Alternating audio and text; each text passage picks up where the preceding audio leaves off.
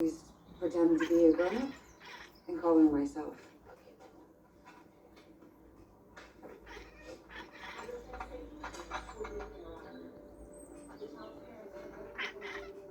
I guess Judy and Donna had another fight last night. Donna left and never came home. Now Judy's calling over town frantic.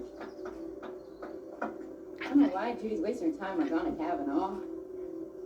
Judy's so pretty she'd have any man in town. I think some people are just afraid to be happy, you know? We're running low on mushrooms. I'll make a note.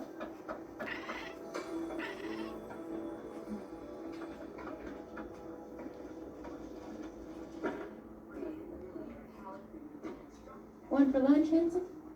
Is it okay if I'm kind of early for an interview in the neighborhood? Is it okay if I just have coffee? Of course it's